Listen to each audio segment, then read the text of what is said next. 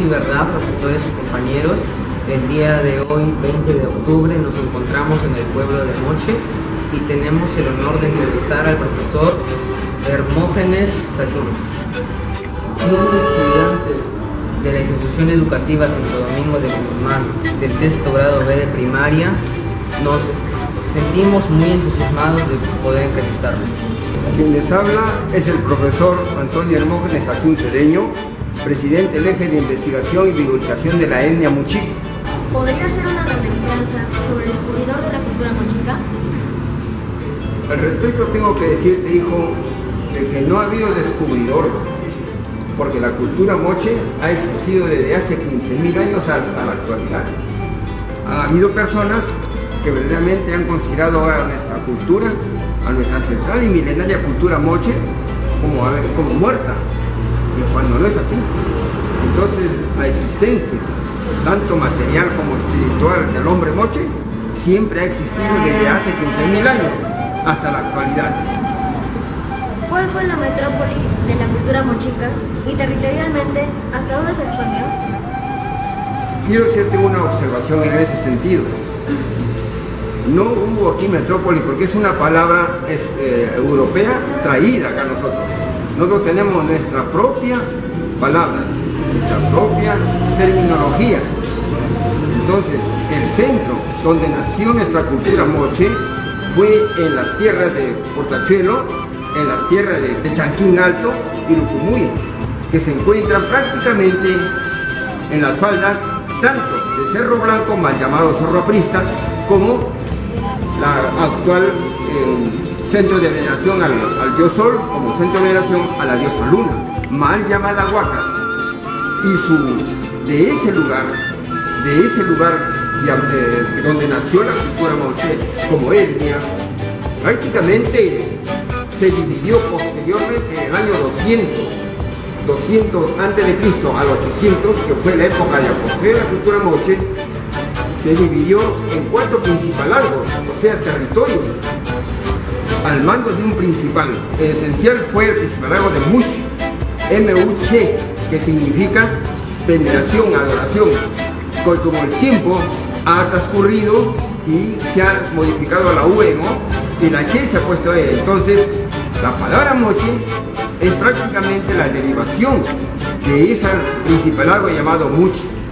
El segundo principalazgo fue el de Guatape, que fue prácticamente la toma de donde se captaba el agua que venía de la parte altoandina, mal llamada sierra, y salía de ese lugar de Guatape 4 canales de irrigación o canales de regadío, que fueron para Moro, fue para Vichanzao, fue para la Mochica y la General que pasa por aquí.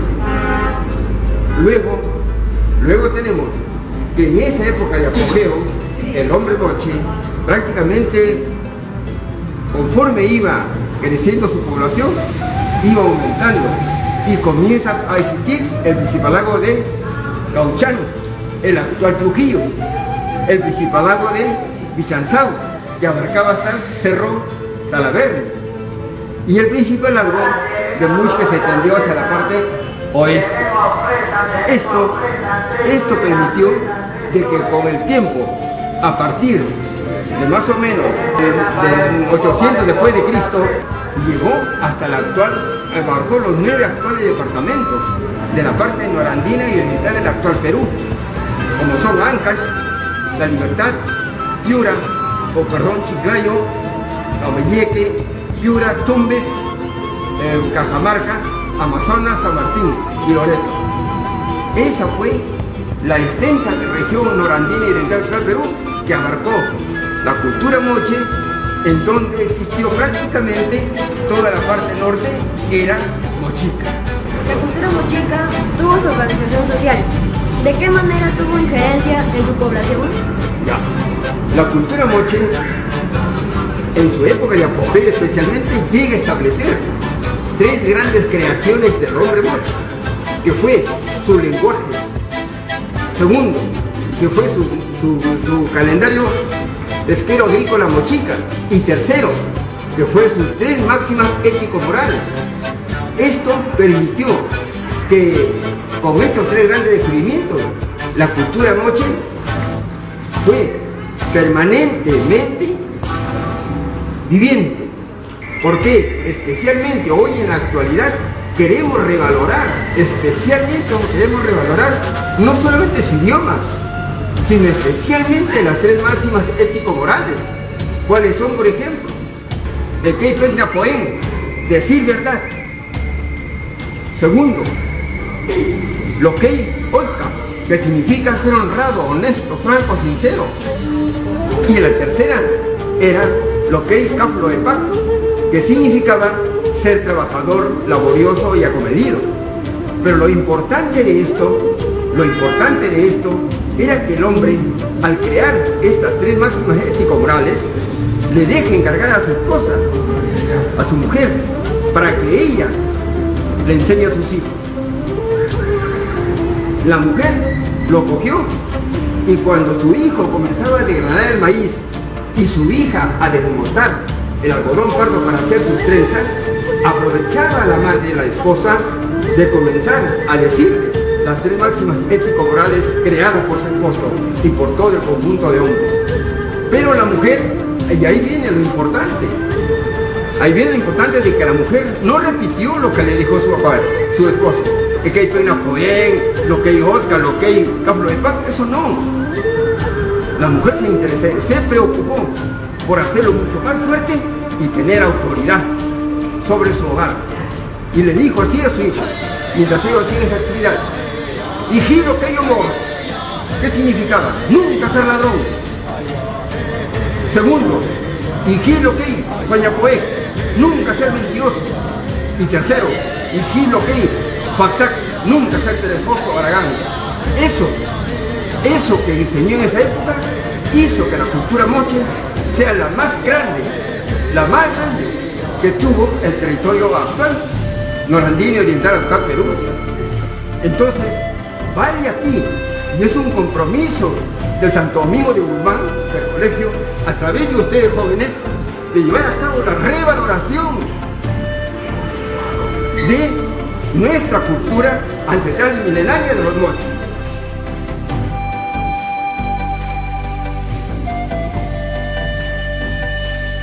Se dice que la cultura mochica fue politeísta.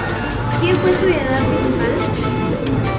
Mira, el hombre moche, tan pronto se estableció como cultura regional mochica, del año 800 a.C. al 800, prácticamente se dio cuenta de que su existencia de toda la sociedad mochica dependía de tres divinidades, de tres factores, podríamos decir: la tierra, el agua y la luna, a través de sus estrellas, las siete cabrillas o Pléyades. Eso prácticamente lo llevó a que, viendo la necesidad que le brindaba la satisfacción celestial, le brindaba la tierra, el agua y la luna, prácticamente los hizo sus divinidades, sus deidades. Y eso va a permitir que el hombre moche tomase la palabra la diosa luna, la diosa tierra y la diosa agua. Imagínate tú vivir en esa época con tres divinidades, tres deidades que eran indispensables para que la cultura moche nunca y por siempre existiera.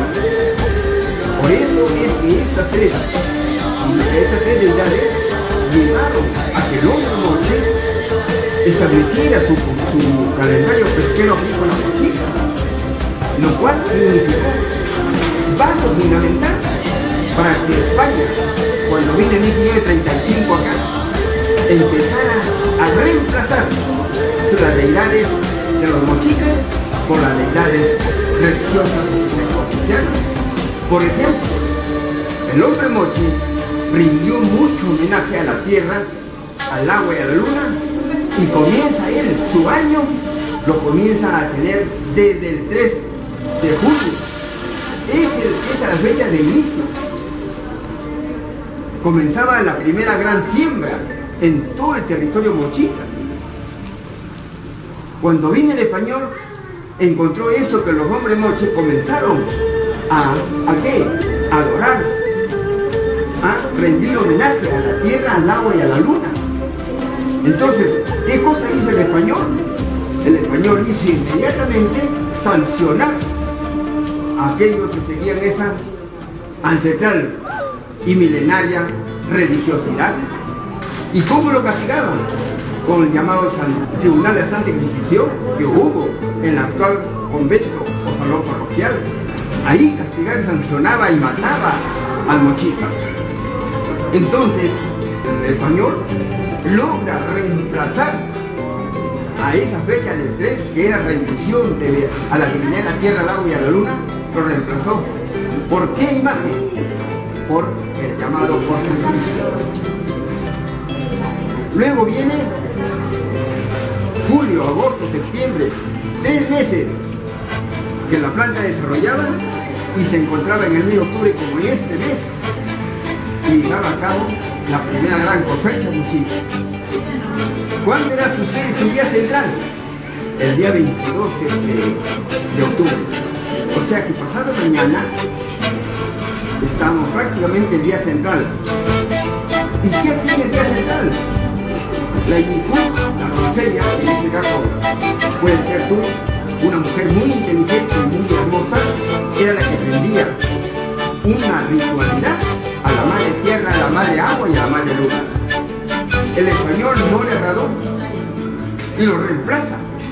Lo reemplaza el 22 de octubre, fíjense, el día de la segunda gran cosecha, el día central, lo reemplaza por el llamado, y con el respeto que se merece la iglesia, lo reemplaza por Cristo Rey, que después empezó a llamarse el Señor de la Misericordia. Lo que en Lima estamos prácticamente celebrando el Señor de los Milagros. Luego también tenemos que viene el mes de noviembre, y el mes de noviembre el mochica empezaba a hacer limpieza de todo el territorio norandino y del Perú.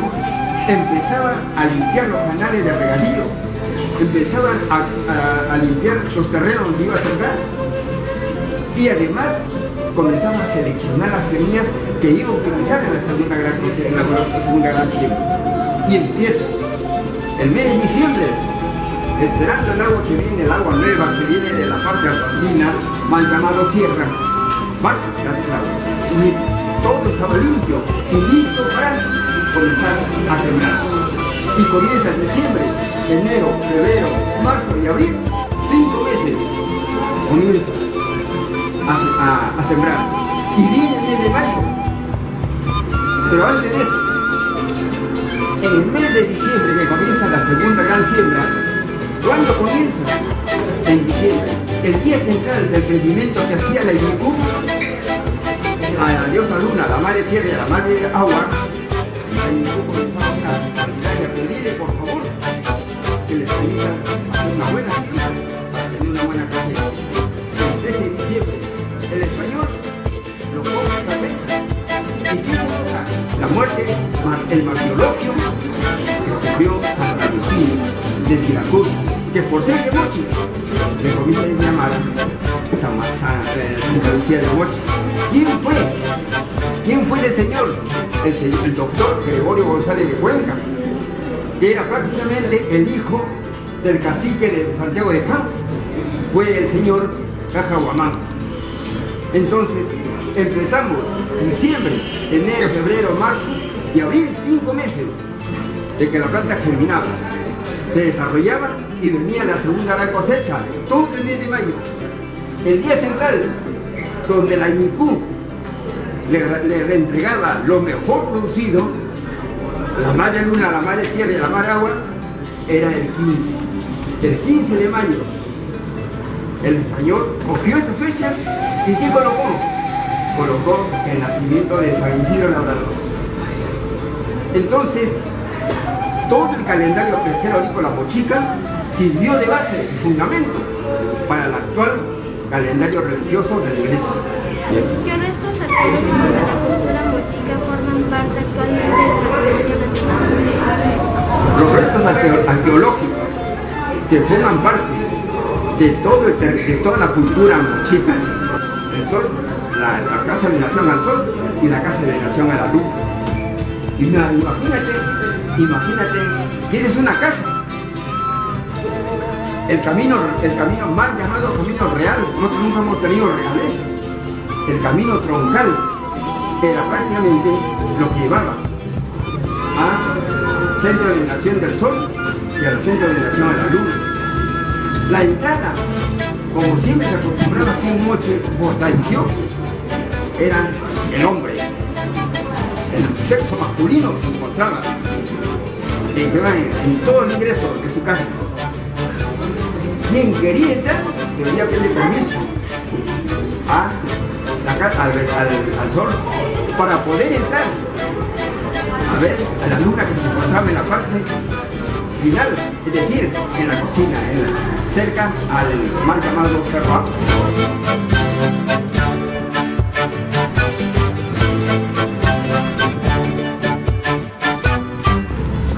¿Qué actividades económicas sustentó la cultura mochica en el antiguo Perú? El hombre moche, desde el lugar donde nace hasta el lugar donde se extendió, desarrolló dos grandes actividades económicas, que fueron la pesca y la agricultura. La pesca empieza en el río que al comienzo se llamó Río Guatape, posteriormente se cambia el nombre por Río Grande y luego el actual Río Moche. Y él lo pescó con su caguán, venía desde la parte de la toma Guatape, que es frente al Cerro Orejas, que se encuentra frente a Laredo, de ahí empezaba a venirse cogiendo los peces, como la charcoca, la lisa, el camarón, el pipión. Por eso es que en las esculturas que existen, hechas por el hombre moche, se encuentran muchos peces propios de la zona de las rocas del mar. Esa pesca prácticamente nos hace que el hombre moche, como ninguna otra cultura, como los machacamas, los humanos chinos, como los quechuas, no utilizaron el río. El hombre moche lo utilizó porque él siguió hacia la parte norandina y oriental del Perú para buscar dónde se originaba el río Moche. Luego después, a partir de los años 200 a.C., al 800, ya cuando estaba en pleno apogeo la cultura moche, empieza a desarrollar la agricultura. Y ahí empieza prácticamente la rendición, comodidad a la madre tierra y a la madre luz y a la madre agua. La agricultura le permitió al hombre moche prácticamente ampliar su alimentación. ¿Y qué tipo de material usaban para su elaboración de su cerámica? Ya, el hombre moche utilizó mucho el barro y la arcilla, y la combinación de ambos, la arcilla con el barro, le permitió que todas sus esculturas y toda su pictografía prácticamente durase hasta la actualidad. En la pictografía, que muy bien lo utilizas el término porque no es otro término, la pictografía del hombre moche fue basada en dos grandes colores, el rojo andino y el blanco crema. El rojo andino, que significaba la sangre del hombre moche, y el blanco crema, que significaba la paz, la tranquilidad en el hogar. Como representante y estudiosa de la cultura mochica en nuestra comunidad, ¿cuál sería su alocución para que esto pueda difundirse y trascender en el tiempo? Ya, es actualmente replantear los términos, los conceptos y las concepciones que se han dado equivocadamente sobre nuestra cultura. Eso es necesario, por eso es un compromiso, es una obligación de los estudiantados actualmente de comenzar a tratar de hacer ese replanteamiento. Con los conocimientos que les he dado a ustedes, comiencen a replantear, no alejarse, sino a replantear eso y darle el verdadero significado, hablar con la verdad, hablar sobre la investigación histórica que se ha hecho, sobre el quehacer cultural, sobre el quehacer artístico que ha hecho el hombre moche desde tiempos milenarios hasta la actualidad. Muchas gracias, profesor Hermógenes, por darnos la oportunidad de poder entrevistarla. Es necesario revalorar todo el quehacer milenario ancestral de los moches, especialmente si tiene grandes creaciones. como son el idioma Muchic, su lenguaje, que es una lengua madre. Segundo, su calendario pesquero agrícola mochica. Y tercero, sus máximas ético-morales de los mochis. Muy bien, quiero decir, Peñones de Mixo Muchic. ¿Qué significa? Buena mañana, hermano mochica. Si nos hemos encontrado en la tarde, Peño Pamana, hermano mochica, que significa buena tarde, hermano mochica. Y si te digo yo, Ñasop Chisoer, hermano Mixo Muchic, muchas gracias, hermano mochica. ¿Qué es Narre, hermano mochica? Regresar pronto.